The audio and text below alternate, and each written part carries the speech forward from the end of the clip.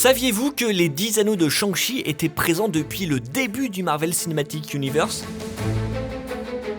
La mystérieuse organisation des 10 anneaux au centre du nouveau film Marvel Shang-Chi était déjà présente dès le long métrage qui a lancé tout le MCU, le premier Iron Man. C'est en effet eux qui kidnappent Tony Stark en Afghanistan pour le forcer à construire l'un de ses missiles, et on peut d'ailleurs déjà voir leur drapeau avec les 10 anneaux dans la vidéo de la prise d'otage de Stark, et c'est Ho Yinsen, prisonnier avec le futur Iron Man, qui lui présente ce groupuscule dirigé par Raza.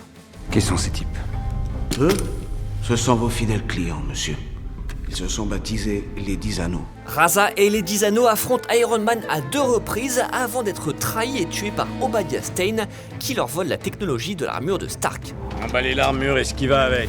On retrouve l'organisation dans Iron Man 2 mais ce n'est pas forcément évident car elle n'est jamais citée. Mais d'après les comics liés au film, c'est bien un agent des 10 anneaux qui aide Ivan Vanko à s'infiltrer à Monaco pour tenter de tuer Tony Stark. Dans le 3e volet d'Iron Man, on retrouve le drapeau des 10 anneaux dans les vidéos du Mandarin interprété par Sir Ben Kingsley. Si le personnage s'avère n'être qu'un acteur embauché comme diversion par le véritable antagoniste du film, Aldrich Killian, le Mandarin est un personnage bien réel des comics et un célèbre adversaire d'Iron Man. Il possède bien 10 anneaux lui conférant divers pouvoirs et dans certains comics, il est à la tête de l'organisation appelée la Main que l'on retrouve dans les séries Daredevil, Iron Fist et The Defenders. D'autres publications le montrent à la tête d'une école d'arts martiaux nommée les 10 anneaux, rival d'Iron Fist. Si le faux mandarin termine en prison à la fin d'Iron Man 3, un court-métrage nommé Longue vie au roi présent sur le DVD de Thor 2 nous en apprend plus sur son devenir et sur les 10 anneaux. Le cours commence par le logo des 10 anneaux justement et on y voit l'acteur Trevor Slattery alias le mandarin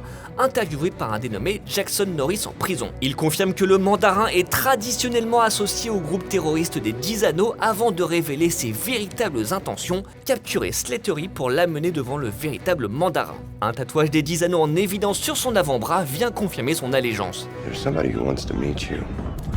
Do I know him? No. But you took his name, and now he wants it back.